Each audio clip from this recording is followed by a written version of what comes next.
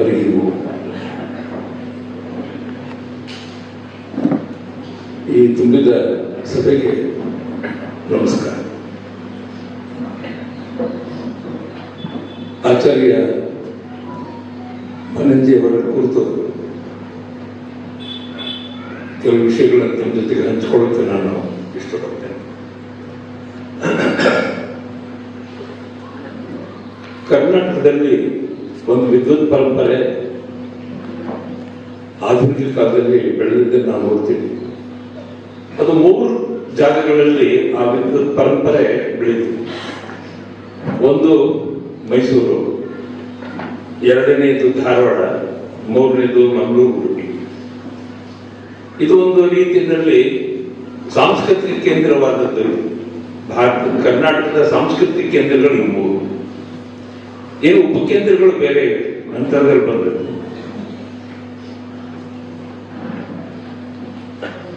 ಈ 3 ಕೇಂದ್ರಗಳಲ್ಲಿ ಕನ್ನಡವನ್ನು ಕಟ್ಟುವ, ಕರ್ನಾಟಕವನ್ನ ಬೆಸೆಯುವ,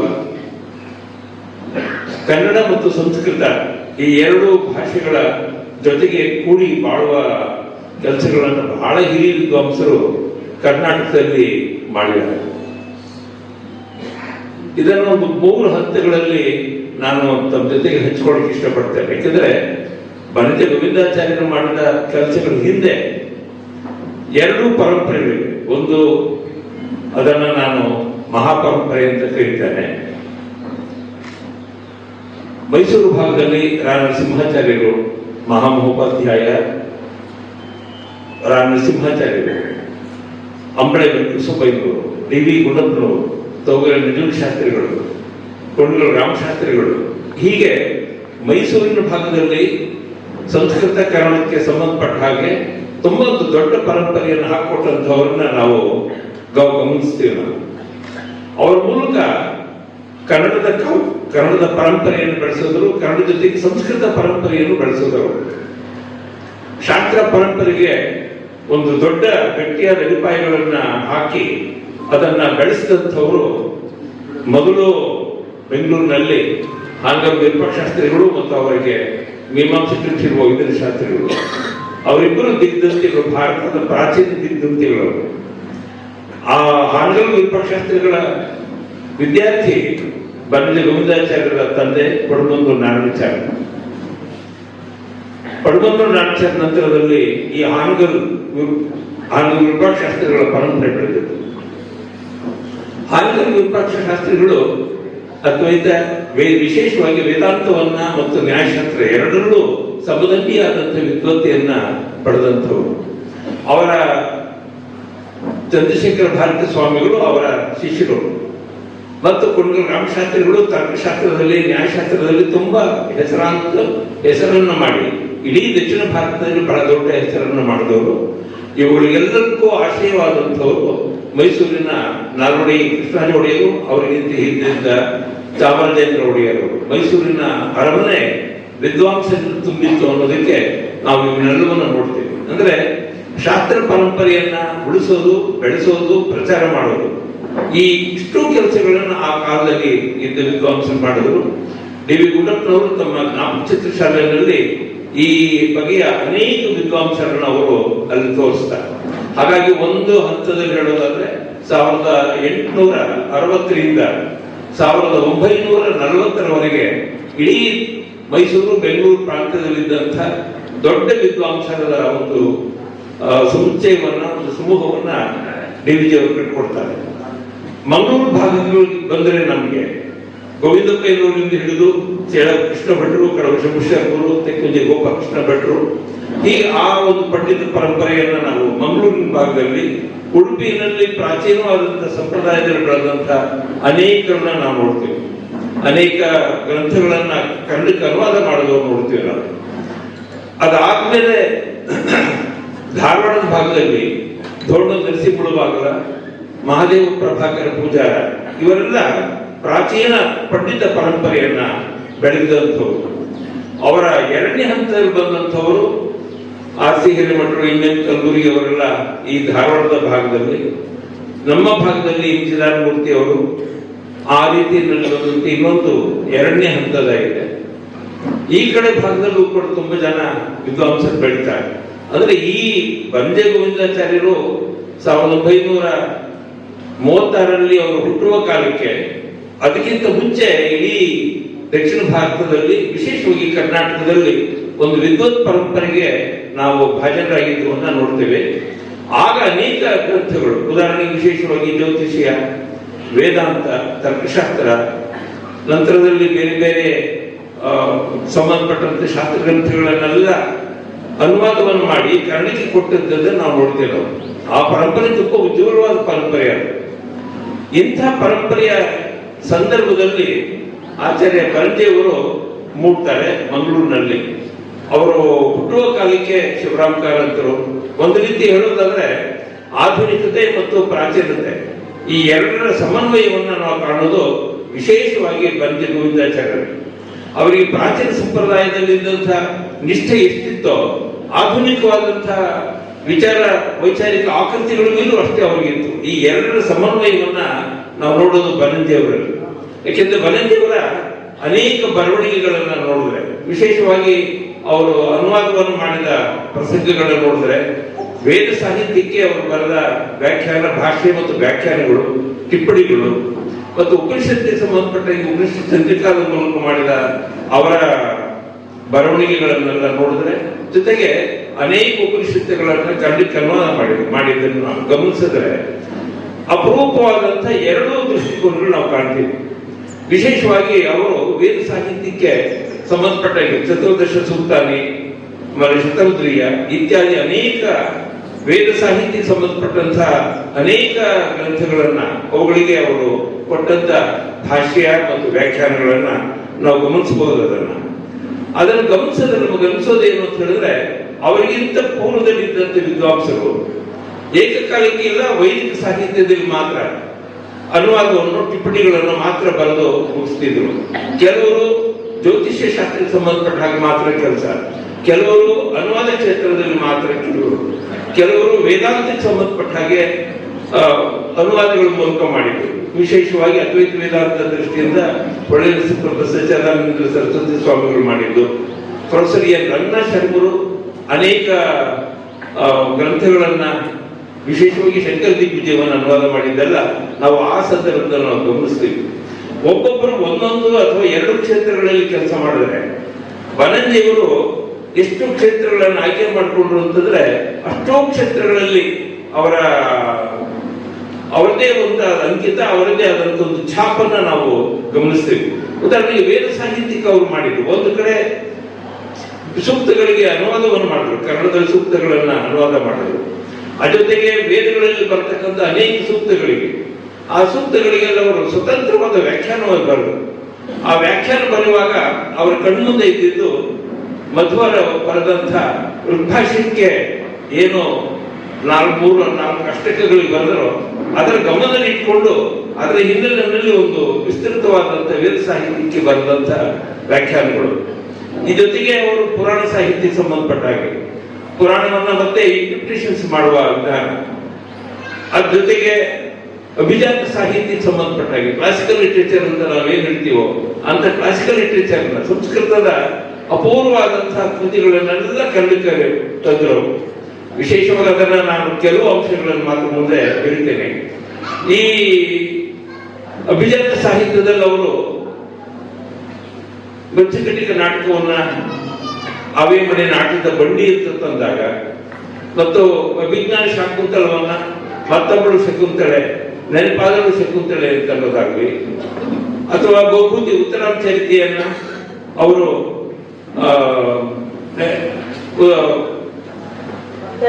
ಮತ್ತೆ ರಾಮನ ಕಥೆ ಅಂತ ಹೇಳಿ, ಅಂದ್ರೆ ಇದನ್ನ ಅವರು ಬಳಸುವಾಗ ಅವರು ಅದಕ್ಕೆ ತಮಗಿಂತ ಹಿಂದೆ ಇದ್ದ ವಿದ್ವಾಂಸರು ಏನ್ ಮಾಡಿದ್ರು, ಕರ್ನಾಟಕ ನೃತ್ಯ ಪ್ರಕರಣ, ಕರ್ನಾಟಕ ಮಾಲತಿ ಮಾಧವ, ಕರ್ನಾಟಕ ಉತ್ತರಾಂ ಚರಿತೆ, ಕರ್ನಾಟಕ ಅಭಿಜ್ಞಾನ ಶಾಕುಂತಲಂ ಅಂತ ಹೇಳಿ ಅನುವಾದ ಮಾಡ್ತಾ ಇದ್ದ ರೀತಿ ಒಂದು ಪರಂಪರೆ ಇದೆ ನಮ್ಮಲ್ಲಿ. ಕರ್ನಾಟಕ ಅಭಿಜ್ಞಾನ ಶಾಕುಂತಲಂ ಅಂತ ಬಸವಶಾಸ್ತ್ರಿಗಳು ಮೊದಲು ಮಾಡಿದ್ರು. ಆ ಪರಂಪರೆ ಹಾಗೆ ಬೆಳೀತು. ಆದ್ರೆ ಇದನ್ನ ಬನಂಜಿಯವರು ಬರೀ ಕೇವಲ ಕರ್ನಾಟಕ ಅಭಿಜ್ಞಾನ ಶಾಕುಂತಲ ಅಂತ ಅವರು ಕರೀತಾನೆ, ನೆನಪಾದಳು ಶಕುಂತಲೆ ಅಂತ ಬರೆದರು. ಈ ರೀತಿ ಒಂದು ಅನುವಾದವನ್ನು ಮಾಡುವ ಮೂಲಕ ಒಂದು ಹೊಸ ಪರಂಪರೆಗೆ ಅವರು ದಾರಿ ಮಾಡಿಕೊಟ್ರು ಮತ್ತು ಅದನ್ನ ಮಾರ್ಗದರ್ಶನ ಮಾಡಿದ್ರು.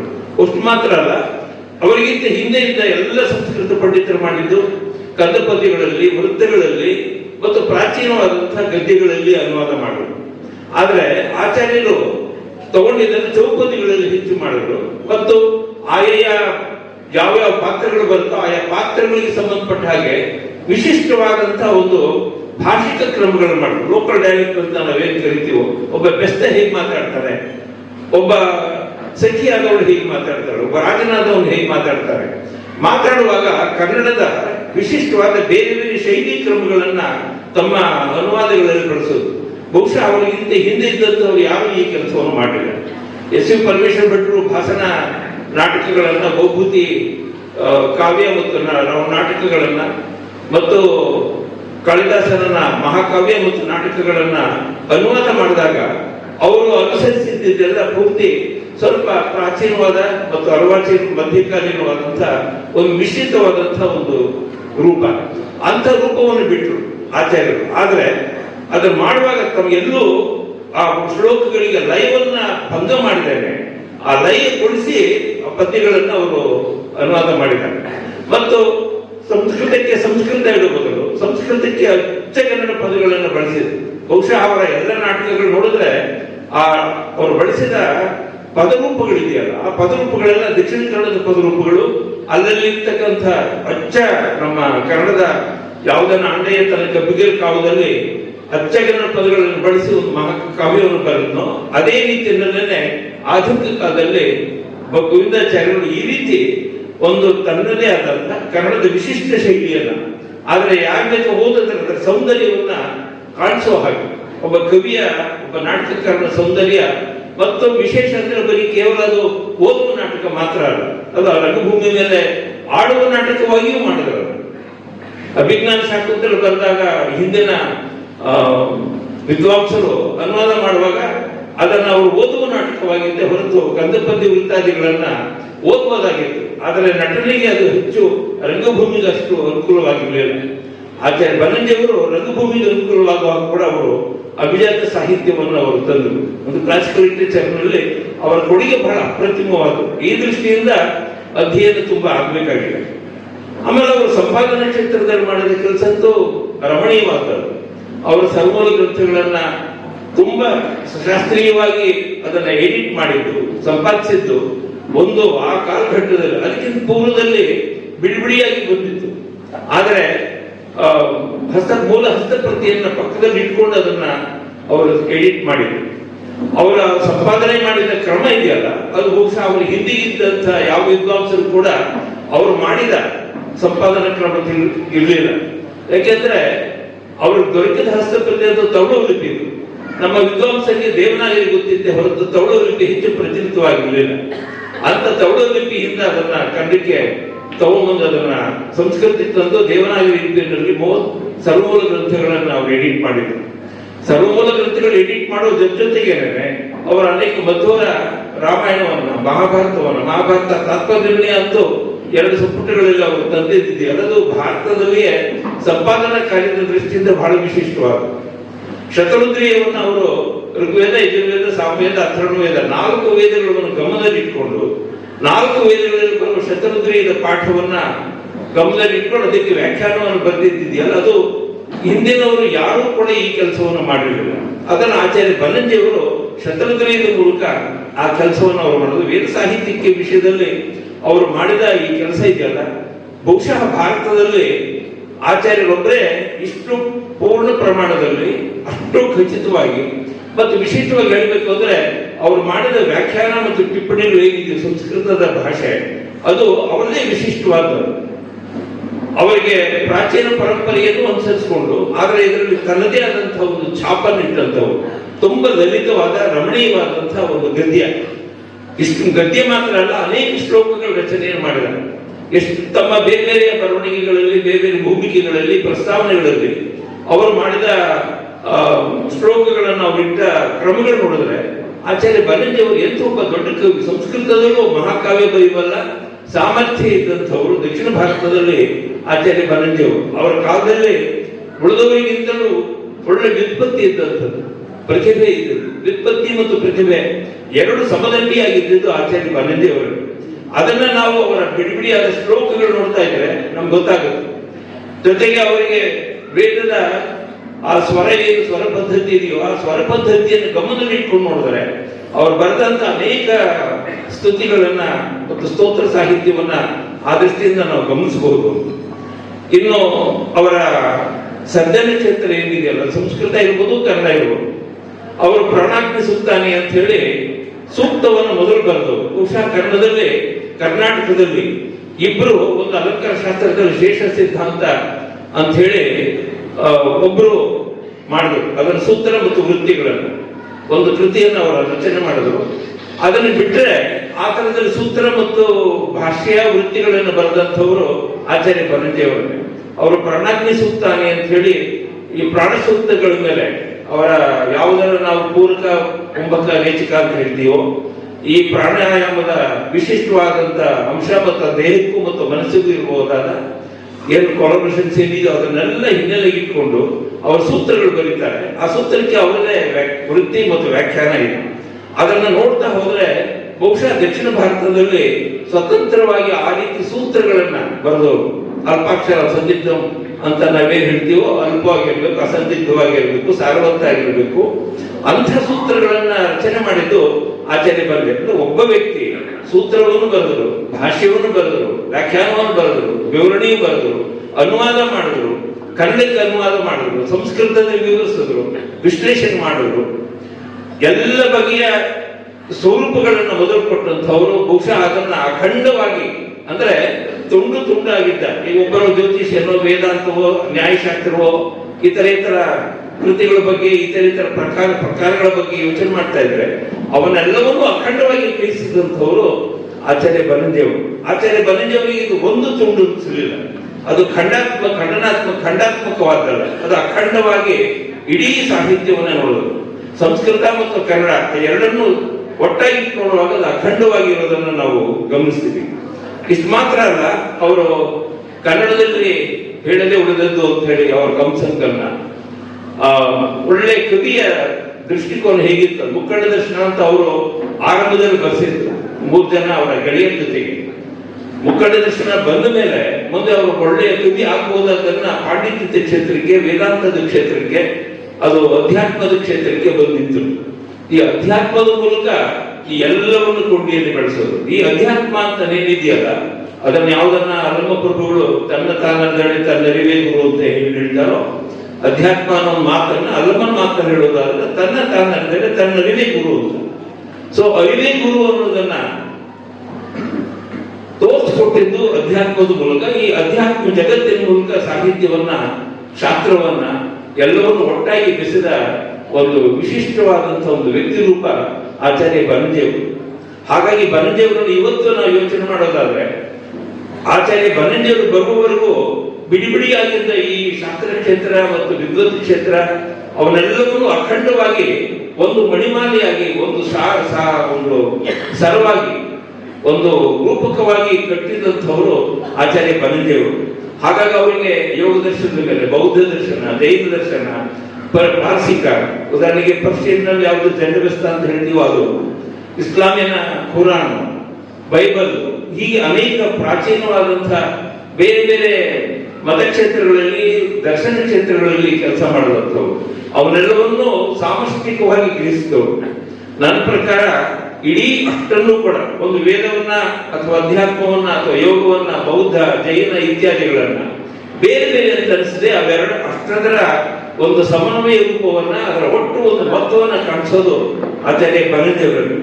ಹಾಗಾಗಿ ಅವರೊಂದು ರೀತಿ ಸಾರತತ್ವದ ವಿವೇಚಕ. ಎಲ್ಲೆಲ್ಲಿ ಸಾರವತ್ವಾದ ಇದೆಯೋ, ಎಲ್ಲೆಲ್ಲಿ ಒಂದು ಅದ್ಭುತವಾದಂಥದ್ದು ಎಲ್ಲೆಲ್ಲಿ ಎಣಿಗೆ ಇದೆಯೋ ಅವನ್ನೆಲ್ಲವನ್ನ ಒಂದು ಕಡೆ ಬಂದು, ಯಾವುದನ್ನು ಉತ್ತರ ಕರ್ನಾಟಕದಲ್ಲಿ ಕೌದಿ ಅಂತ ಹೇಳ್ತೀವೋ ಆ ರೀತಿಯಲ್ಲಿ ಹೊಲಿಗೆ ಮಾಡಿ ಅದಕ್ಕೊಂದು ವಿಶಾಲವಾದಂತಹ ಒಂದು ಹಾಸ ಮತ್ತು ಹುಕ್ಕಿನ ಮೂಲಕ ಒಂದು ಜೀವನ ಪಟವನ್ನ, ಒಂದು ಜೀವನದ ದರ್ಶನವನ್ನ, ಈ ಎಲ್ಲದರ ಮೂಲಕ ಜೀವನ ದರ್ಶನ ತಂದುಕೊಟ್ಟಂಥವ್ರು. ಈ ಕೊಡೋದಕ್ಕೆ ಸಾಧ್ಯ ಆಗಿದ್ದು ಆಚಾರ್ಯ ಬನ್ನಂಜಿಯವರು. ಬನ್ನಂಜಿಯವರ ಹಿಂದೆ ಯಾವ ಗುರು ಇರಲಿಲ್ಲ. ಮುಂದೆ ಅವರು ಯಾರು ಮಾರ್ಗದರ್ಶಕರು ಏನು ಇರಲಿಲ್ಲ. ಆದ್ರೆ ಅವ್ರ ಗುರು, ಅವ್ರ ತಂದೆ ಮತ್ತು ವಿದ್ಯಾಮಾನ ತೀರ್ಥರು ಅವರಿಬ್ಬರು ಅವರನ್ನ ಬೆಂಬಲಿಸಿದವರು. ನಾವು ಒಮ್ಮೆ ಕೇಳಿದ್ದೆ ಅವರಿಗೆ, ನಿಮಗೆಲ್ಲ ಸಂಶಯ ಬಂದ್ರೆ ಏನ್ ಮಾಡ್ತೀರಿ ಸರ್ ನೀವು ಅಂತ. ನನಗೆ ಸಂಶಯಗಳು ಬಂದ್ರೆ ನಾನು ಮಧ್ವರನ್ನು ಕೇಳ್ಕೊಳ್ತೀನಿ. ನನಗೆ ರಾತ್ರಿ ಕನಸಿನಲ್ಲಿ ಬೇರೆ ಬೇರೆ ಒಂದು ಅರೆ ಎಚ್ಚರದಲ್ಲಿದ್ದಾಗ, ತನ್ನಿನಿದ್ರೆಯಲ್ಲಿದ್ದಾಗ ನನಗೆ ಅದು ಅರ್ಥ ಗೊತ್ತಾಗುತ್ತೆ, ನನಗೆ ಅದನ್ನ ತಿಳುವಳಿಕೆ ಬರುತ್ತೆ. ಅಂದರೆ ಆಚಾರ್ಯ ಬನಂಜಿಯವರ ಒಂದು ಒಟ್ಟು ಸಾಂಸ್ಕೃತಿಕ ರೂಪ ಏನಿದೆಯಲ್ಲ, ಅದನ್ನ ನಾವು ಯೋಚನೆ ಮಾಡಿದ್ರೆ ಬಹುಶಃ ನಮ್ಮ ಕಾಲದಲ್ಲಿ ಈ ತರ ಒಬ್ರು ನಮ್ಮ ಜೊತೆಗಿದ್ರು, ಅವ್ರ ಜೊತೆ ನಾವು ಇದ್ದುವು, ನಾವು ಅವ್ರ ಜೊತೆ ಒಡನಾಟ ಮಾಡಿದ್ವು, ಅವರ ಮಾತುಗಳನ್ನು ಕೇಳಿದ್ವು, ಅವರ ಸಾನ್ನಿಧ್ಯದಲ್ಲಿ ನಾವು ಪುನೀತರಾದೆವು ಅನ್ನೋದು ಒಂದು ಧನ್ಯತಾ ಭಾವ ನಮಗೆ ಖಂಡಿತ ಬರುತ್ತೆ. ಆಚಾರ್ಯ ಬನಂಜಿಯವರ ಮಾತಿದೆಯಲ್ಲ, ಇಬ್ರು ನನಗೆ ತುಂಬಾ ಮೆಚ್ಚುಗೆ. ತುಂಬಾ ಅದ್ಭುತವಾದಂತ ಹೋರಾಟ, ಅತ್ಯುತ್ತಮವಾದ ರೀತಿಯಿಂದ ಮಾತಾಡ್ತಿದ್ದವರು ಒಂದು ಆಚಾರ್ಯ ಬನಂಜಿಯವರು. ಇನ್ನೊಬ್ಬರು ನನ್ನ ಗುರುಗಳಾದ ಸಾಕು ರಾಮಚಂದ್ರಾಯರು.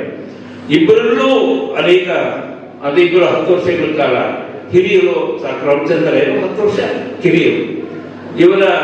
ಇವರಿಬ್ಬರೂ ಕೂಡ ಈ ಕೆಲಸ ಮಾಡಿದ್ದು ಹೆಚ್ಚು ಕಡಿಮೆ ಇಬ್ಬರು ಒಂದೇ ರೀತಿಯಲ್ಲಿ ಬೇರೆ ಬೇರೆ ರೀತಿಗಳಲ್ಲಿ ಆಧುನಿಕತೆ ಮತ್ತು ಪ್ರಾಚೀನತೆ ಎರಡನ್ನ ಸಮನ್ವಯಗೊಳಿಸಿಕೊಂಡು ಅವುಗಳಲ್ಲಿ ಉತ್ತಮಾಂಶಗಳೇನಿದೆಯಾ ಎಲ್ಲ ಉತ್ತಮಾಂಶಗಳನ್ನ ನಮ್ಮ ಜನಕ್ಕೆ ತಲುಪಿಸಬೇಕು ಅಂತ ಹೇಳಿ ಅಹರ್ನಿಶಿ ದುಡಿದಂತ ಆ ಇಬ್ಬರು ಮಹನೀಯರು, ಅವರಿಗೆ ಬೆಂಬಲ ನಿಂತಂಥವರು ಇಡೀ ಕರ್ನಾಟಕದ ಜನತೆ ಮೆಚ್ಚುಗೆಯಿಂದ, ಪ್ರೀತಿಯಿಂದ, ಧನ್ಯತೆಯಿಂದ ಆಚಾರ್ಯ ಬನಂಜಿಯವರ ಬರವಣಿಗೆಯನ್ನ, ಅವರ ಬರಹಗಳನ್ನ, ಅವರ ಮಾತುಗಳನ್ನ ಕೇಳಿ ಇಡೀ ಒಂದು ಸಾಂಸ್ಕೃತಿಕ ಲೋಕ, ಒಂದು ಅಧ್ಯಾತ್ಮ ಲೋಕ, ಈ ಸಾಮಾಜಿಕ ಲೋಕ ಸಾಂಸ್ಕೃತಿಕ ಲೋಕವಾಗಿ, ಸಾಂಸ್ಕೃತಿಕ ಲೋಕ ಒಂದು ಅಧ್ಯಾತ್ಮ ಲೋಕವಾಗಿ ಬರೋದಕ್ಕೆ ಮತ್ತು ಅದರ ಒಂದು ಸಾಕ್ಷಿ ರೂಪವಾಗಿ, ಒಂದು ರೂಪಕವಾಗಿ ಇವತ್ತು ಈ ಸುಮ್ಮನೆಯಲ್ಲಿ ಸತ್ಯಕಾಮ ಪ್ರತಿಷ್ಠಾನದ ಸತ್ಯಕಾಮರ ಸಾನ್ನಿಧ್ಯದಲ್ಲಿ ನಾವು ಸೇರಿರುವುದೇ ಇದಕ್ಕೊಂದು